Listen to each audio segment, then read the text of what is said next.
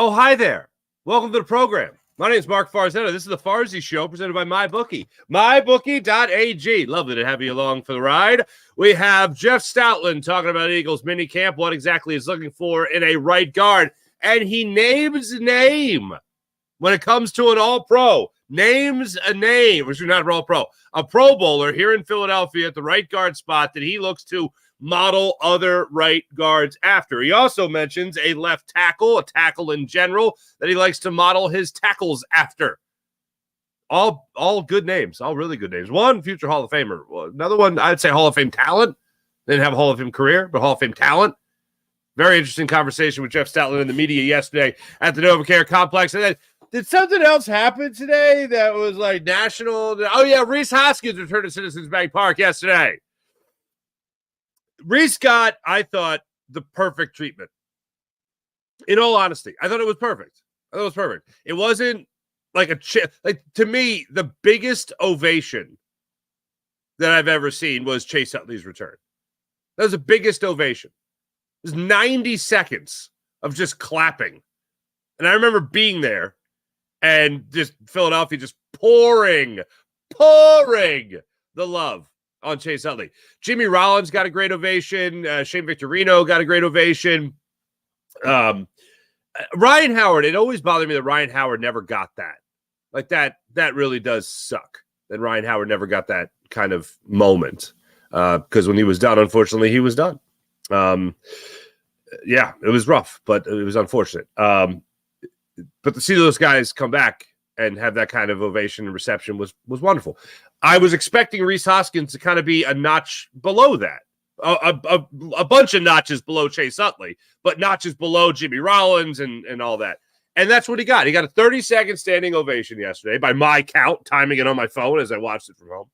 I thought it was perfectly handled by all parts. I'd feel differently if the Phillies didn't win that game. If Rhys Hoskins' home run sparked some kind of comeback by the Milwaukee Brewers, I'd feel a lot different. But in home run, I loved the idea of a transitional boo. Rhys Hoskins hits the home run. Phillies fans boo. Rhys Hoskins touches home plate.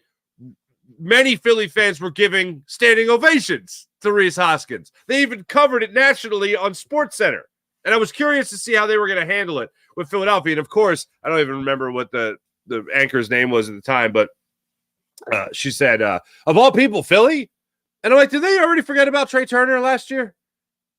Like, does this person not have social media where every fan base has their not great moment? Well, last night was a great moment. And to kind of go, wow, of all people, Philly. Like, thanks. Appreciate it for that backhanded compliment. But I thought everything was perfect last night. And look, as far as the smiling and the laughing, the butt taps and all that, like, I try not to forget that these guys are playing a game, and it's kind of easier to remember that when the Phillies are the best team in baseball. It's kind of easy to remember that. It's kind of easy to remember that when the Phillies are winning. If the Phillies were like really trying to like struggle through a season and they hadn't hit their June stride yet, as we got used to, then the smiling and the laughing would have a whole different feel to it. But because the Phillies are in such a great place, we got to really enjoy a guy like Rhys Hoskins coming back to South Philadelphia. And look, he hit a home run, got the ovation, Phillies won the game. That's the outcome that I care about. We'll get into all of it on today's program, and I look forward to discussing it all with you today. As you are right now watching the Farzy Show, make sure you like and subscribe to the Farzy Show on YouTube. Make sure you like and subscribe to Jacob Media, and make sure you add another one to the list on Locked On Sports Philadelphia, where yours truly is giving you all the post-game content you need for the Philadelphia Phillies and our Locked On Sports Philadelphia postcast. So you can catch me there as well. Let's start it off with the Hoskins return. As I said, I thought everything was played out perfectly. I thought that it wasn't too much. I thought it wasn't too little. I thought it was just right. You could really tell the love and admiration, not just between the fan base and Rhys Hoskins, and seeing him sign autographs before the game, have that connection with players was great. I saw Brianna Gallagher's report on 6 ABC with Rhys Hoskins being down there with the fans before the game, signing those autographs, and one little girl asking him, do you like your new team as much as the Phillies? And he said, yes, and then gave a wink. I thought that was beautiful. Seeing him go there and sign this little girl's sign that said Rhys Hoskins is the Reason I'm here. Get it? It was great. And seeing how excited she was when he did that shows the connection he had with this fan base. And then seeing him have fun on the field with his teammates, his former teammates in Philadelphia, was just exactly what I thought you would see. From the teammate perspective, it was actually more than I expected. The love there that was shown on the field, and the smiles exchanged, the respect exchanged a little bit more. I mean, I expected Bryce Harper to applaud Rhys Hoskins, and I expected the Philadelphia fans to applaud Rhys Hoskins. It was even a little bit more love and admiration than I had expected. I did hear some boos. Now, here's the trick. I've been at Jimmy Rollins' game and Chase Utley's game and all that. I've been at big moments. I've been at controversial moments where people aren't sure if people are going to cheer or boo.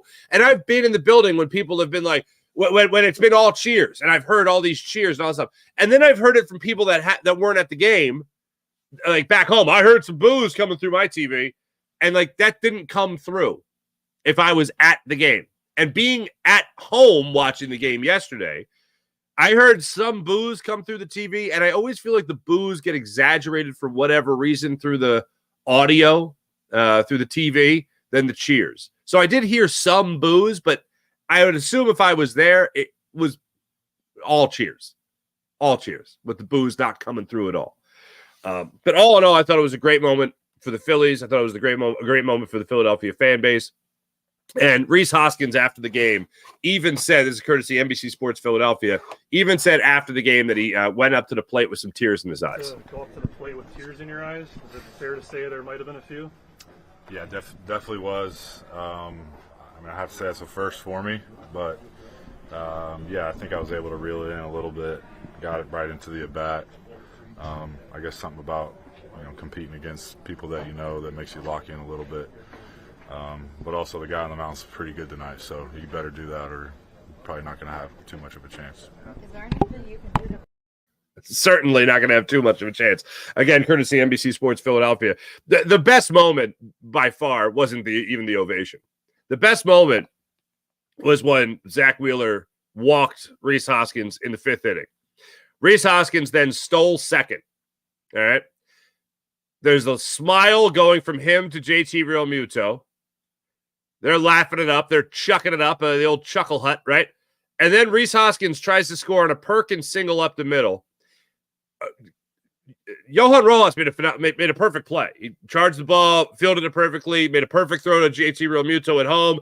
They gunned down Rhys Hoskins at home plate, and then it's laughs all around. JT's laughing. He smacks Hoskins on the butt.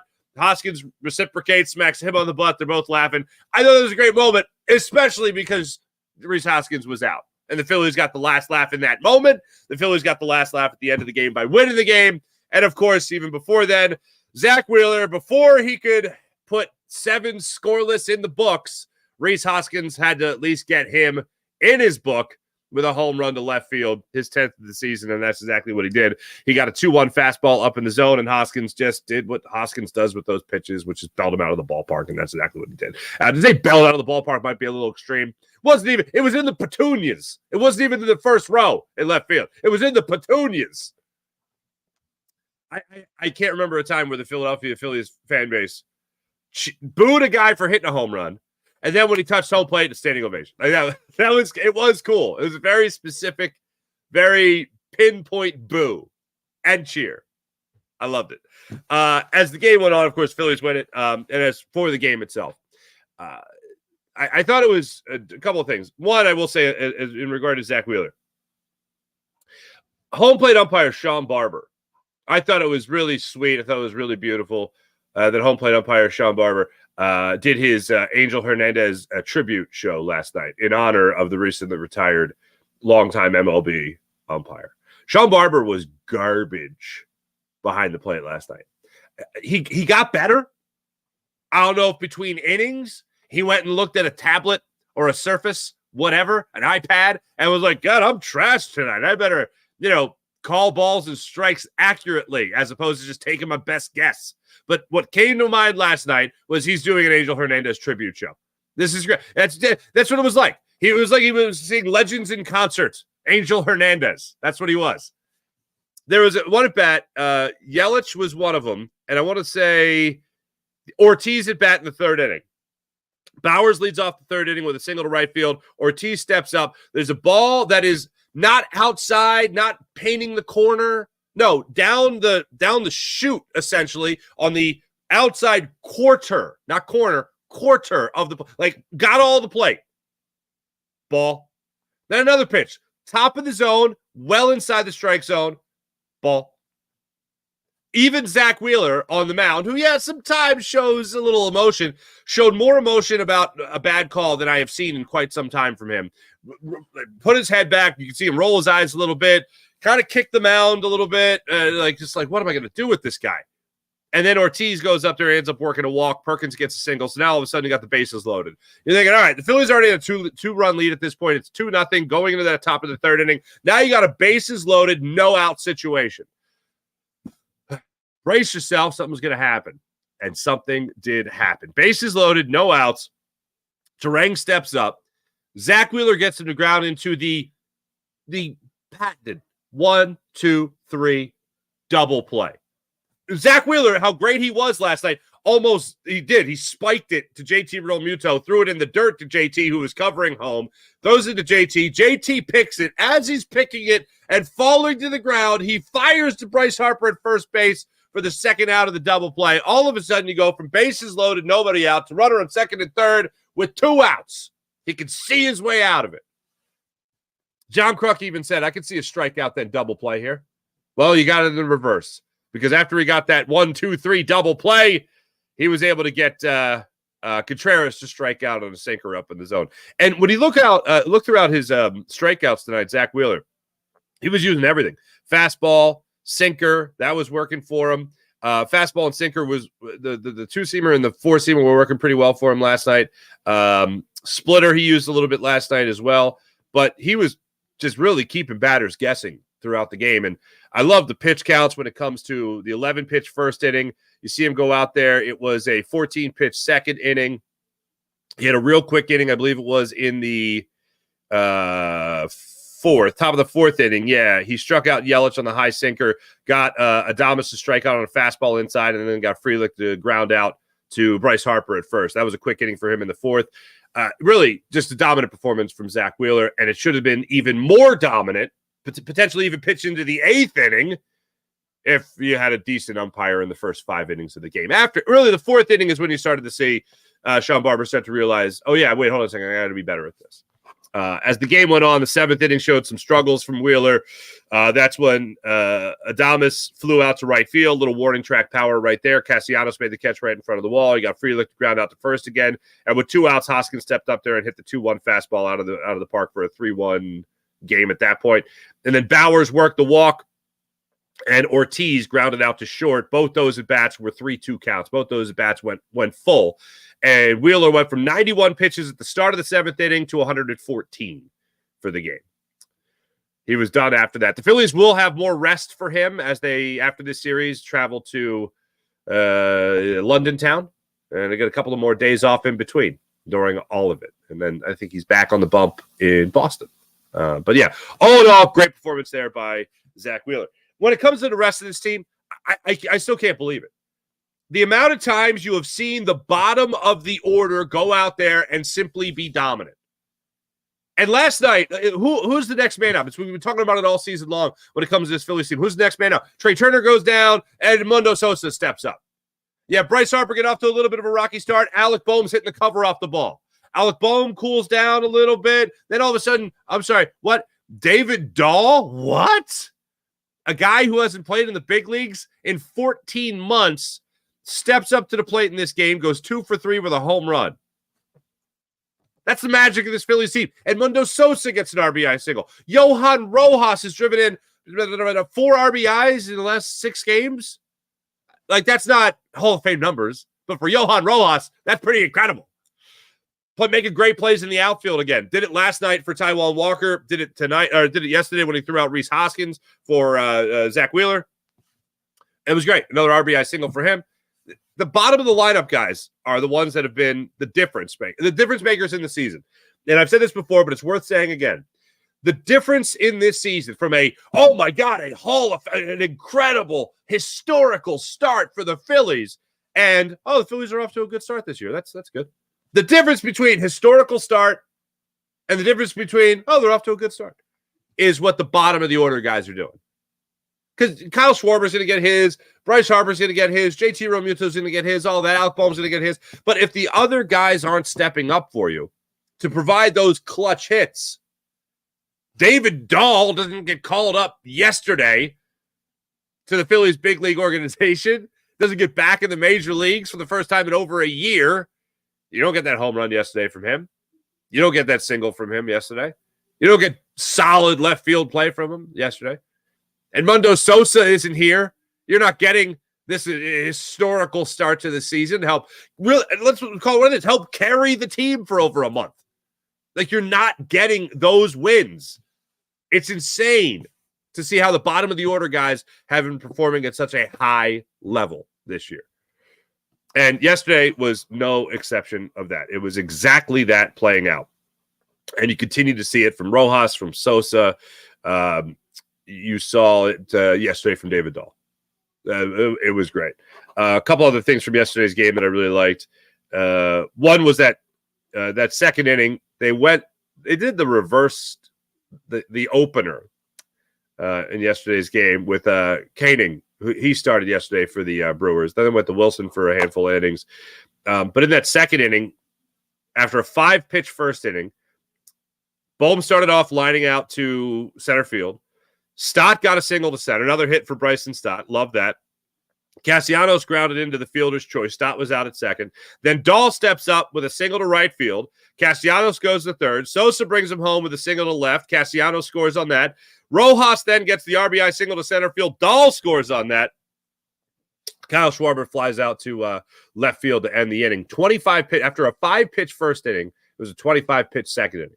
Phillies had a lot more success in that second inning, and it was a 2-0 game after that. Dahl then homered in the fourth inning to make it a 3-0 game, and that was it for the Phillies offense. Then Jeff Hoffman, it was great to see him have a really easy inning there. Haven't seen him have an easy inning, and it feels like a little bit. 8 pitches, I believe it was, for Jeff Hoffman yesterday, and then Jose Alvarado came in to handle the business in the bottom of the ninth inning to get his 10th, or top of the ninth inning to get his 10th save of the season. All in all, good vibes in South Philadelphia yesterday by your Philadelphia Phillies. Yeah, absolutely.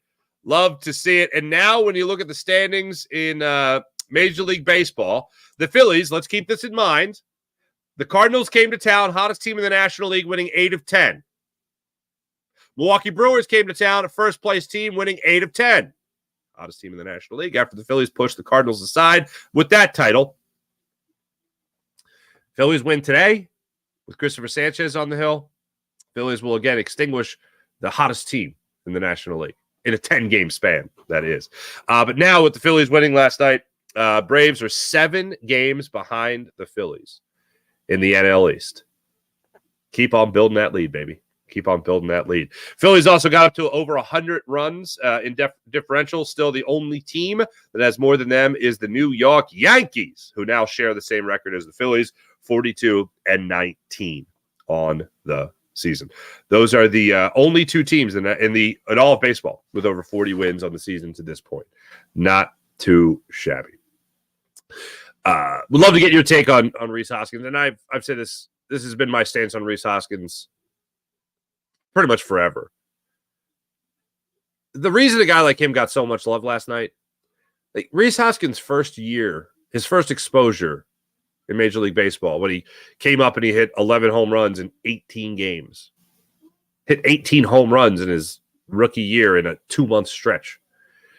When he came up, that Phillies team won 66 games. He was with them through that transition. He was a major piece of that. Like, I was going over the roster yesterday. Do I still have it? Of who Rhys Hoskins came up with. Excuse me.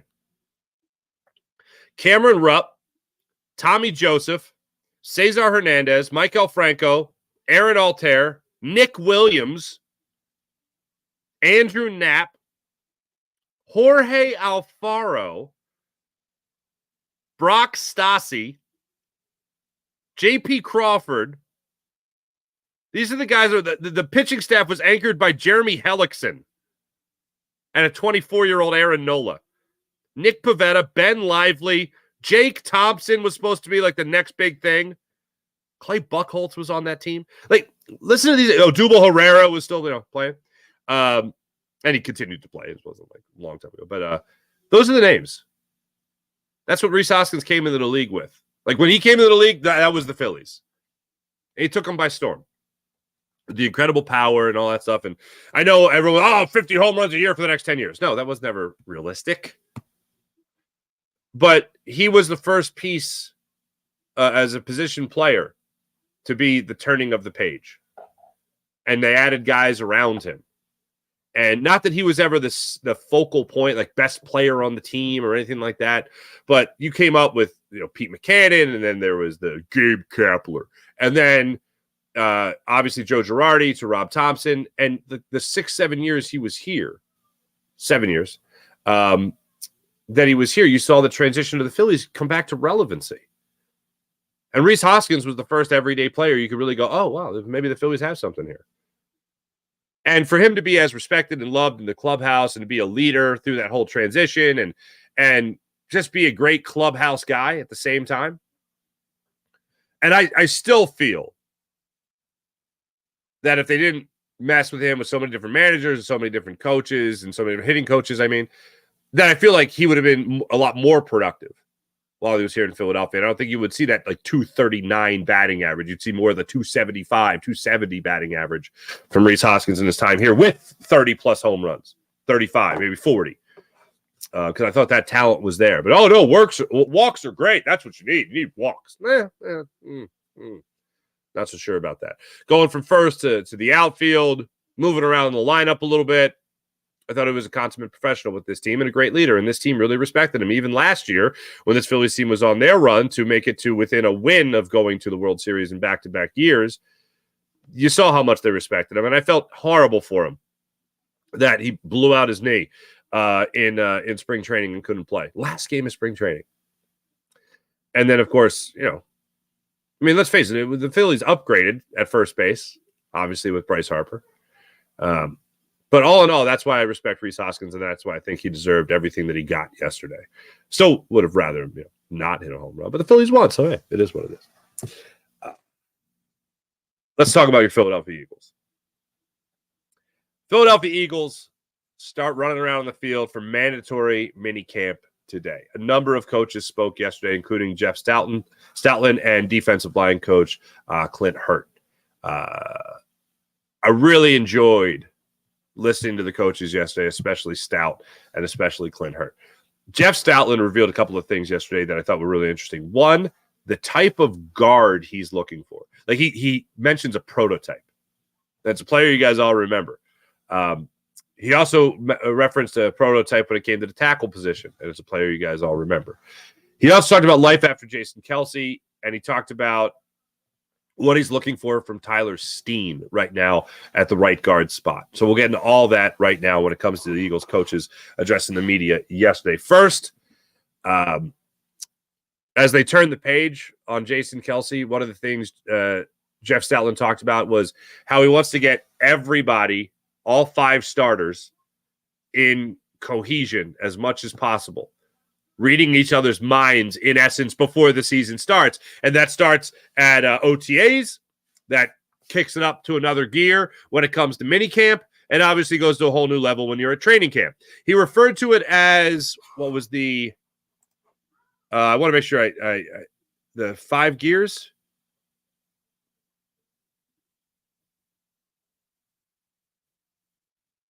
Oh, come on. 5-wheel drive. That's what he referred to it as. 5-wheel drive. And getting these players on the same page. But first, what is life without Jason Kelsey being in the room? And what's life like without Jason Kelsey at the NovaCare complex? Obviously, Jason Kelsey brought a lot to the table in every facet, on the field and the meetings. These players, though, there's a culture here. It's been here for a long time. And I'm very fortunate to have coached the players that I've coached, because they kind of set the groundwork here. Not just Jason Kelsey, but a lot of the other guys that have been here. And so I think that when a player sees the veteran leadership like Jason Kelsey, they know their place. And I think when Jason decided that, you know what, this is the time, the perfect time for me, I think the minds of some of the other players, it was like, okay, I knew my place then, but now I know my place. It's time for me to step up. It's time for me to become a leader. And I see that. And I think that's your question. I see that amongst several of the players. He talked about Lane Johnson being one of the guys to really step up. He was never one to shy away from younger players, but now it seems like he's a guy that is just with them all the time. And he understands that he's got to take that next step forward. Without Jason Kelsey, somebody's got to be the guy to have the arm around the younger guys and show them the way it's done. And also, it's an open door. Jeff Stout didn't get into specifics, but it's an open door with Jason Kelsey and these guys. Jason Kelsey, as we pointed out last week when he said to John Clark, he likes to get a free lift in. He could go down to the Novacare Complex, get a free workout in. Yeah, okay. That's why, sure. But I love that. I love that he's still there. I love that he's still around these guys. And Jeff Stoutland made it very clear that they're not going to be specific about what Jason Kelsey's role is with the team, but he still has a role. Even if that role is ambassador of some sort. More of an ambassador of some sort. I don't want to say official ambassador because the last time the Eagles had that, it wasn't too good, Hugh Douglas. Anyway, but when it came to talking about Jason Kelsey being around the team, it's a great thing, obviously. Then this is where things started to get really interesting. Tyler Steen was a big topic yesterday, as one would assume. He's going to be your starting right guard to get the season underway. Brandon Brooks is supposedly that model that Jeff Stoutland wants to use for Tyler Steen to look up to. And here's what he said about it yesterday. In what way? He's a bigger body. He's a bigger, like I always look at, like, Brandon Brooks to me is that is the person, that's who you're looking for. Ain't many of them around. That's who you're looking for. Size, length of arms, explosive power, all these things, lower body flex, all these things are like all into one. And it's like, holy cow, how do you find these? And so you're always comparing everybody. In my mind, I'm comparing them like to him. How do they, he has a little bit of that, like a lot of that actually. Tyler does. Brandon Brooks is the model. Brandon Brooks is the model for the right guard position, and Tyler Steen, who's an inch taller than Brandon Brooks, by the way, is the model for Tyler Steen. He had a lot of glowing things about Tyler Steen. Number one was the weight room. Obviously loves his size. Obviously loves what he brings to the table in that regard. How he's more of a guard than Cam Jurgens because of the size. And I thought all that was interesting. But as far as Steen goes in his production and his improvement, Stout was really impressed with what he's seen so far through OTAs and now starting minicamp. Right now he's on the track to be. I really like what he's doing. I really like his stuff. I know, again, it's individual stuff, but it's we demand quickness, effort, straining. I've seen a definite improvement in his strength and his power, in his quickness, his ability to play with low hips. I thought he played high last year. I think he's put a lot of time into the weight room with our people here because I could see it. Were those things that you kind of pinpointed with him at the end of the last season? We always do that. Nick does that too. Like he's doing that. That's what we do. Well, when you talk about the depth on this team and you talk about a guy like Tyler Steen finding his way as a starter now on this team, to hear Jeff Stoutland offer that like praise and even a comparison, not saying that Tyler Steen reminds me of Brandon Brooks, but he just says in terms of these physical attributes and what you're seeing, he's got the right tools. Now it's a matter of putting it all together. That's what I liked hearing from Stoutland yesterday. And also praising Steen for the amount of work that he's put in the weight room and how he just looks like a guy who is ready to go for this season. And I'd love to see that. And while we're talking about the offensive line and while we're talking about Jeff Stoutland, the Eagles did get a new toy yesterday. Max Sharping they brought in, a former second-round pick in 2019. He was with the Texans, he was with the Bengals, and now he's with the Philadelphia Eagles. So 3 teams in 5 years, not exactly a brag, but more depth on the offensive line. We already know they got Matt Hennessy here. We already know in the draft they brought in some obviously younger players, but Trevor Keegan, that a lot of people are looking at, Dylan McMahon out of NC State, the center. So they have some pieces there to help with the interior offensive line. From Hennessy to Sharping, obviously now, and the younger guys as well. So keep on adding to the position, and they're going to need that depth. The Eagles always have that depth, and they got that depth now. If they get the opportunity to play, which hopefully they don't, right? That means nobody gets hurt. They'll be ready to roll through this season. As far as the defensive line went, picked up a lot of good things from Clint Hurt yesterday, Eagles defensive line coach, talking about how Jordan Davis has been looking, talking about Jalen Carter, the sky's the limit for these guys. But one of the big things, I think everyone's expecting a big year from Jalen Carter, and I think what they're curious to see is how a guy like Jordan Davis responds to taking over more of that Fletcher Cox role. I think Jalen Carter is going to be the guy with the sexy numbers, as I've said many times before, and I think Jordan Davis is going to be the guy that's like going to go back and watch and see how many double teams he ate up in the middle of this defensive line. But the big story has been Jordan Davis and the shape that he has come into camp with, mini camp that is, OTAs that is, and Clint Hurt seems to be very impressed by what he's getting from his soon-to-be third-year defensive tackle. The number one thing for him is just being in the best shape that he possibly can be in, and he's taken huge strides with that this offseason, and it's still it's a work in progress, but he's off to a really, really good start. If he's in great condition and he can play all out to, not using bad language, but to the wall, if you get my drift on that, then he's going to be a hard guy to block. He's a huge man, long arms, strong. He can get up and down and make tackles on the tackle box. The number one thing for him is conditioning. Can he be in great shape? And we're off to a nice start with that. I'm sorry, to catch your drift there, just got to go what? To the wall? To the window, to the wall? All right, so Clint Hurt was addressing the media, and there you heard him just there. Everything's supposed to be hunky-dory right now. You're at camp. What I like is that the only story of any negativity surrounding the Eagles right now is what happens with James Bradberry. And I'm not saying this is going to happen. I'm not changing my stance. I don't think James Bradberry plays another game for the Philadelphia Eagles. But here's where I think it goes down. I think the Eagles are hoping and crossing their fingers there's a trade that's out there. But everything's hunky-dory with the exception of the James Bradberry deal. But even the end of that story still benefits the Eagles. Because I still think going into this year, your starters are going to be Quentin Mitchell and Darius Slay.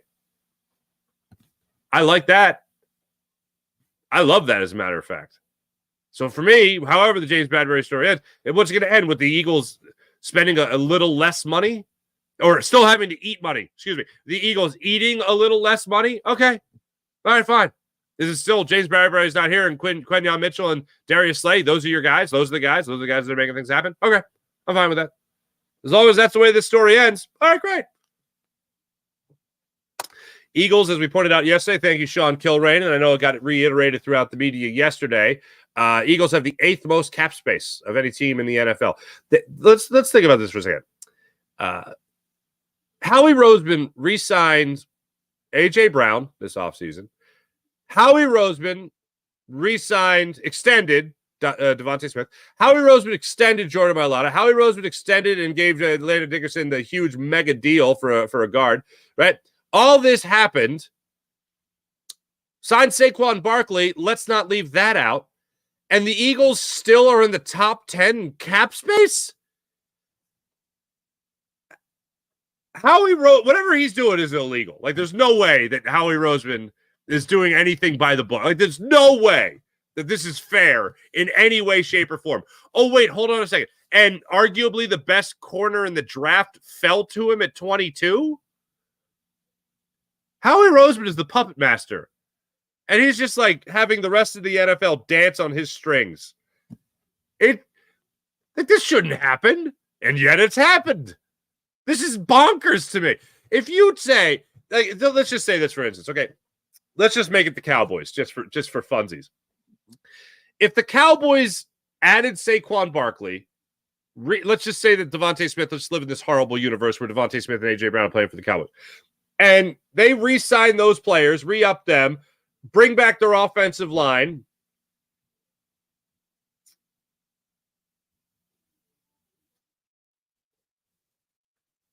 Do all this throughout the offseason, and they're how are they forget about top 10, how are they in the top 8 in salary cap space?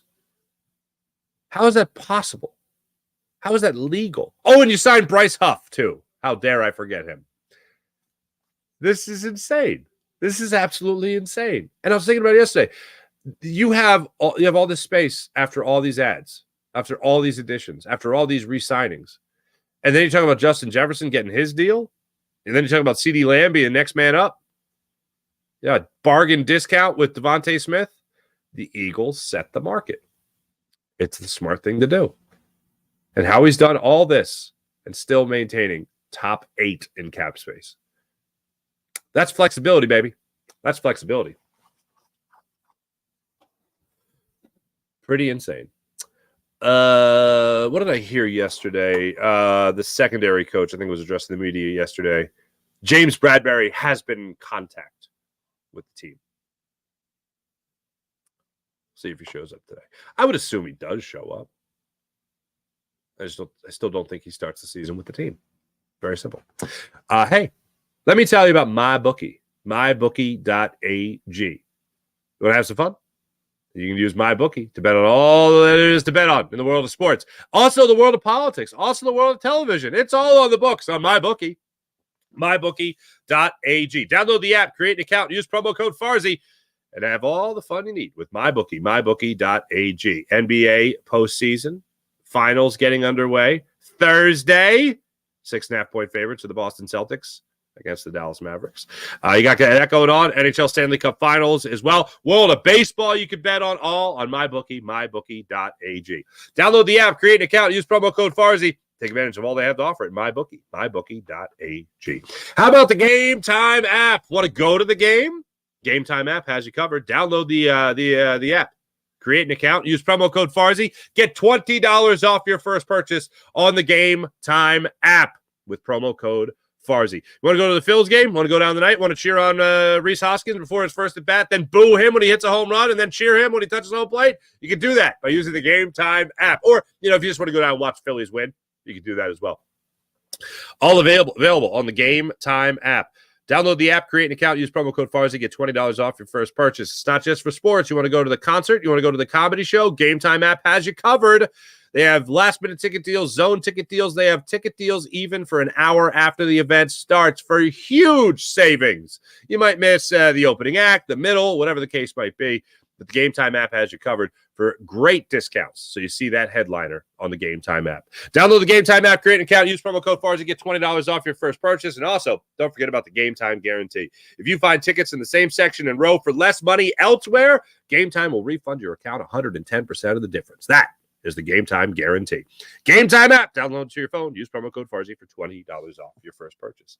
How about PHL Sports Nation? Philadelphia Sports Nation, enhancing your Philadelphia sports fan experience across all social media and blogs. That's PHLSportsNation.com. Let's get into the chat check and see how you wonderful people are doing on this fine, fine morning. Twiz, what's popping? Go Sixers, good morning. IBH, good morning. Johnny G, rise and shine. What's up, doctor? Sean Kilrain, hello. Sean Kilrain, Rojas getting Rhys out at home was awesome. It was awesome.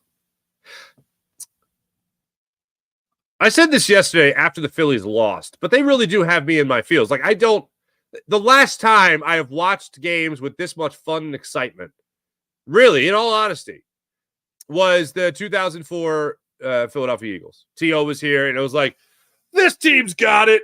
7-0, start the season. They run into, some awful play, unfortunately, there in Pittsburgh, dropped to 7-1. But, that was the last time I just expected winning. I just had fun, right? I am just having fun with this Phillies team. Even in a loss, I had fun watching this team. And it wasn't like I was pissed. I was like, it's under 62 games. They're not going to win them all, blah, blah, blah. The cliche jumped to mind. But seeing the players have fun is great. And I know a lot of us, for a long time, we don't like smiles. Mostly, we don't like smiles on the field. We want you to want to kill your opponent and all that stuff, right? Step on their throat, all that stuff. But yesterday was just fun. Yesterday it was fun to watch grown men play a game. And that's what baseball is supposed to be, as long as your team's good. Sean Conan, most regular season home runs at Citizens Bank Park. Ryan Howard, 198. Chase Utley, 190, 129. Bryce Harper, 95. Jimmy Rollins, 94. Rhys Hoskins, 78 and counting. First is a visitor. CZ, good morning. Asia Robertson says Twiz. Hi. James Alexander, good morning. I think we should have kept Rhys Hoskins.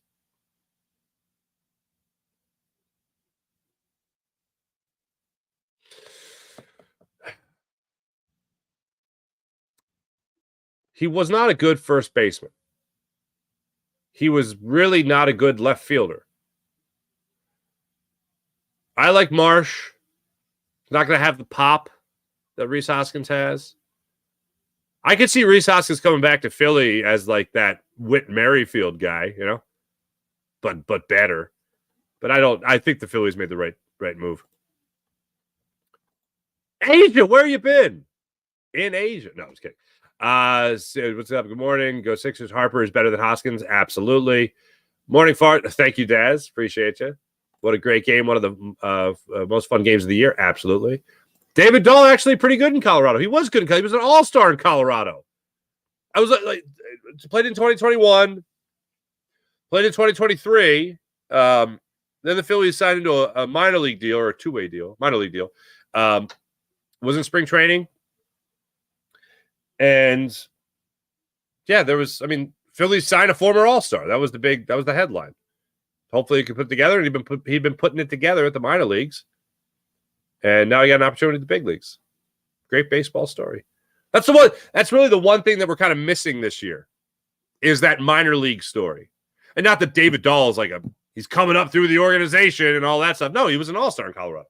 So the one thing that they haven't really had is that up here last year. We've kind of seen it.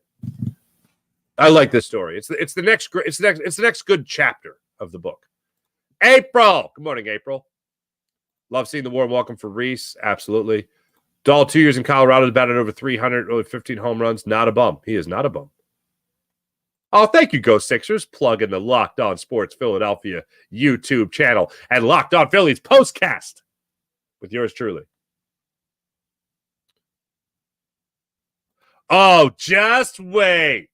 Remember when this guy was mad the Eagles drafted Cam Jurgens in the second round instead of Nakobe Dean? Yeah. I like people spiking the football on Cam Jurgens already. He's moving to a new position. Don't get me wrong. He's going to be great. I'm not. A little early for that. No? A little early? Geez, what do I have? I have Nolan Arenado trade thrown in my face by Go Sixers, and then just wait. They can't all be gems. Just wait. They can't all be gems. Most of my takes, piping hot and beautiful. I don't even consider them piping hot. I just consider them the truth, man. My goal isn't to be hot take guy. My goal is to be accurate. Go Sixers. Have a great day, everyone. You too, Go Sixers. Hoskins was the first. Oh, God. Hoskins is one of several victims of Kaplan's law. Kapler. Kapler's launch angle crap. His swing was immediately ruined. You and I are on the same page there, IBH. No, what you want to do is you want to make sure you have a good launch angle. But hold on, barely swing. But when you do swing, make sure your launch angle's good. I will now show you what I mean through the beauty of interpretive dance. Okay, anyway. I actually like Gabe Kapler. Yeah. Mihai Sanchez, Phil should have kept Hoskins at first, Harper in right field, and then traded for Castellanos looking back in hindsight.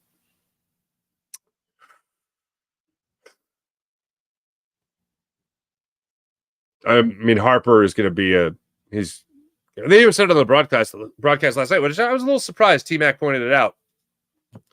The move was going to happen anyway. And yeah, I think it was because you want to get the most out of Harper on that deal, and you're not going to get the most out of him in right field. I wouldn't mind moving on from Castellanos, but the Phillies weren't going to do that after he made an all-star team last year. But in hindsight, yeah, I guess. The only thing I don't like is Hoskins at first. You have a better first baseman than Bryce Harper. Twiz, I remember when Bobby Boucher coming back at halftime to win the Bourbon Bowl. What? Mama said, no, I'm not going to do it. You're not going to bait me into movie quotes. Remember when Chubbs lost his hand in an alligator happy? What the hell? What are you guys trying to sidetrack me here? Twiz, Fredo Holmes is the devil. All right. Fredo Holmes is the devil. Okay. It's all on the hips. What are you guys doing? All right, Chris Farley references now. Remember the Chris Farley skit where he would say, remember when? I don't remember that. What I remember, is that the one where Chris Farley has the cigarette?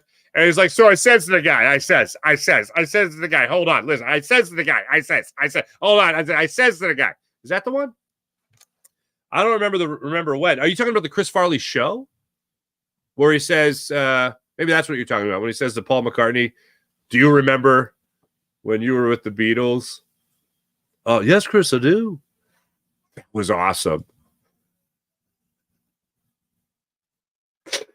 Do you remember when you said the love you make equals the love you take? I don't remember I might reverse that. The love you take is equal to the love you make. Yes, Chris, I do. That was awesome. Is that true? I'd like to think so, Chris. All right, so Chris Farley, come on. And now you're really gonna get me down a rabbit hole.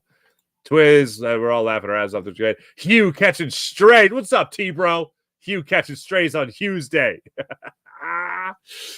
Oh, Hugh will think it's funny. Brooks retired too soon on us, says Daz. He did. I think he was done. I think he was done. Good for him. He went to Wharton, man. He went to Penn. Brandon Brooks went to Penn. He retired and he went to Penn. So Wharton School of Business. Good for him. He did praise Keegan really well. Said he was more versatile than he thought. So that was good. Get some definitely Slagger. Their defensive tackle help is crazy. One of the things Clint Hurt said yesterday was Milton Williams is the elder statesman and he just turned 25. Friend of the show, Milton Williams. Shoot, we could put Clint Hurt as a big dude, man.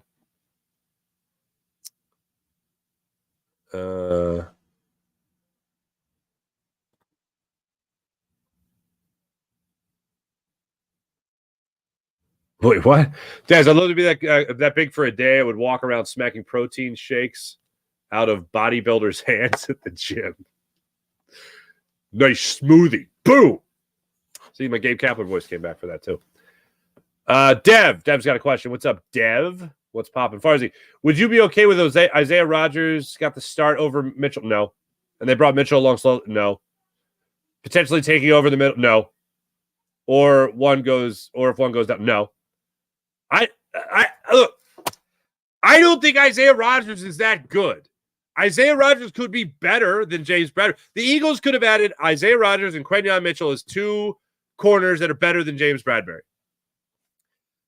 Isaiah Rodgers, to me, is more so the guy that maybe towards the end of the season, oh, wow, this guy's getting reps. Now, if that's the case, then maybe they reversed it, and maybe they're doing the opposite of what you're saying, where Quentin Mitchell was the starter, and all of a sudden he doesn't look like he's up to the task, and then Isaiah Rodgers got to take over a little bit more. What I am rooting for is that the Eagles' two starting corners at the beginning of the year is Darius Slay and Quentin Mitchell. I also think that at the start of the year, Quentin Mitchell and Darius Slay are going to be your two starting corners. If by week 6 it starts to look a little shaky on either side, because let's face it, Darius Slay isn't getting any younger either. If that's the case, then maybe Isaiah Rodgers comes in there and takes over one of those positions. Oh, boy. Mitchell better be as good or better than Arnold, and or Howie will take a raft of poop. Re-signing guys, move the money down the road. That's a classic Banner Howie Roseman deal. It's on the coaches to develop talent. Mitchell has all the tools to be good. One of the most comforting things, Twiz, that I've heard in this offseason is, look, I don't watch a lot of Toledo football, let me admit. But one of the most encouraging things was hearing from Quentin Mitchell how when they were like talking to him about the complex Vic Fangio defense, he's like, yeah, I've done a lot of this before. Like we did a lot of this in Toledo. So the familiarity is also a good thing, and I also don't think a coincidence. IBH, they need to make a new Moneyball movie about Howie Roseman. That's going to be good. Daz, I really wanted Arnold or Verse. I hope Quenyon is better, and this isn't another Rager versus Jefferson situation. Oh, gross. Sean Gillespie, what's going on? Rams, well, yeah. Mitchell just needs the reps, says CZ.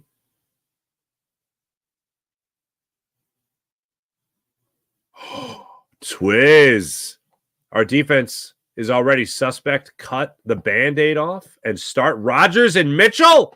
Oh, my goodness.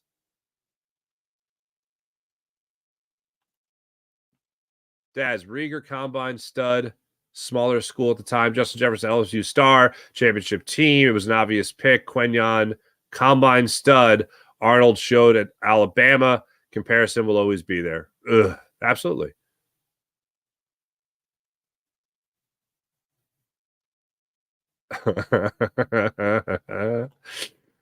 Stan Bruce, good morning, Farzy. Back to yesterday. Do you get a half RBI for the Ghost Runner? Sarcasm. I would love to. That would be the nerdiest thing, to look at a stat book or stats or a box score and be like RBIs at like 0.5. Like you get half a sack in football. He had half an RBI. I mean, the runner was halfway around the bases.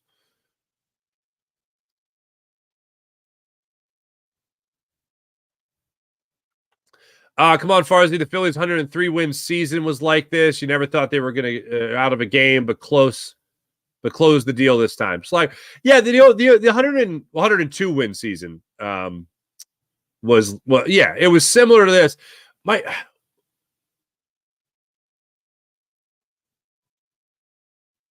don't know if it was the fact that Vance Worley actually ended up getting more starts, I think, that year than Joe Blanton, which is oddly enough.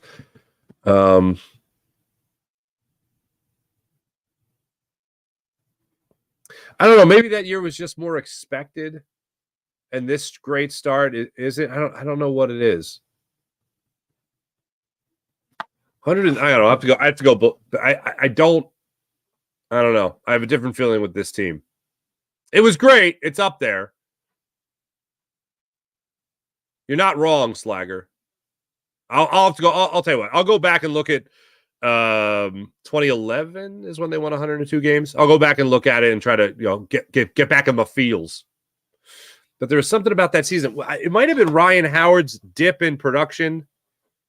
That might have been. Was that the year he hit like two? Actually, it wasn't a dip in production. He hit 270, if I'm not mistaken, and 32 home runs. I think that was the dip.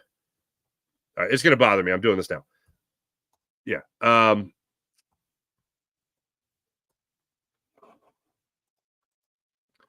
I think it was the 2011. He was 31 years old. Phillies won 102 games, franchise record.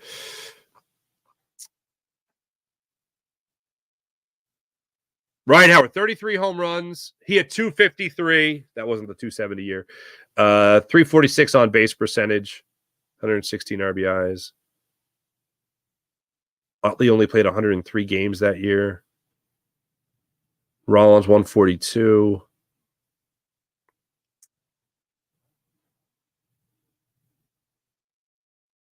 Well, Brian Schneider, your backup catcher. Mini Mart, Michael Martinez. Yeah, the Four Aces year was pretty great. Roy Oswald only threw in 23 games. Vance Worley, 24. Good Lord. Yeah, Oswald started 23 games that year. Vance Worley started 21. Kyle Kendrick started 15. I don't know. All I gotta say is they've never been off to a start like this, and it's better than it's better than 102 win season. Yeah, I like how Detroit already has Arnold starting, as they should win the first round. We wait till next year. Yeah, pretty much. Forgot about it. That's my house alarm. Everything's fine.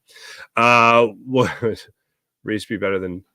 Oh, would Rhys be better than Schwarber as a DH? No.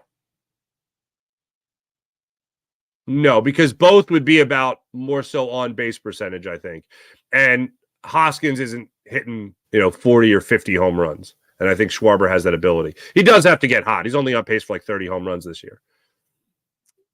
Adam,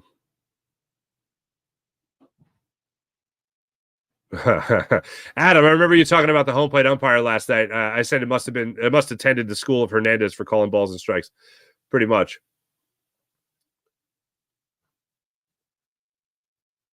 Big Rhythm, that is an interesting question, though. Would Rhys be better than Schwarber at DH? I'm going to say no.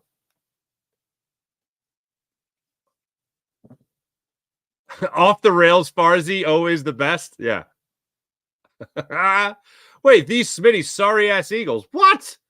Get out of here with your jive talking.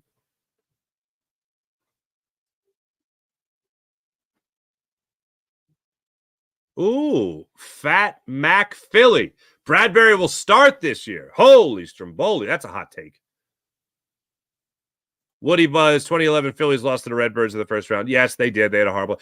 They should have. I said it at the time. Don't go for the franchise record. They wanted to make sure Charlie Manuel had the franchise record for most wins in the season. They got it.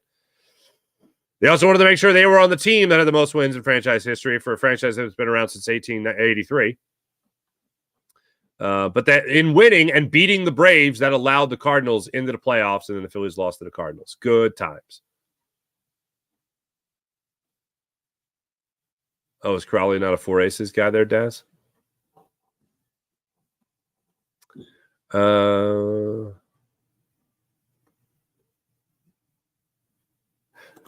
another one, folks. Gene Johnson, you look like Nick Sirianni with a bald head. Thank you for including that part of it, as I usually just throw that in there. Daz, Farley was the best. Farley was the best.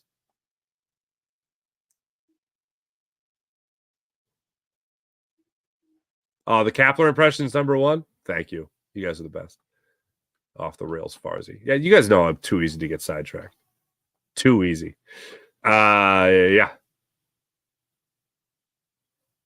There we go. Thanks, everybody in the chat. You guys are wonderful, as per usual. Let's get to the morning rush. Brought to you by Sky Motor Cars, skymotorcars.com. Here's what we got. Phillies back at it tonight, 6:40 start time. Again, as I mentioned earlier, Christopher Sanchez is going to get the start for the Phillies as they go for their 43rd win of the season. And also take the second game of this three-game series against the Milwaukee Brewers, who again came into this game as the hottest team in the National League over the last 10 games, winning 8 of 10. Colin Ray gets the start against the Phillies. Right-handed pitcher, 33 years old, 4-2 with a 3.77 ERA. Coming off a nice little stretch here. He's allowed 3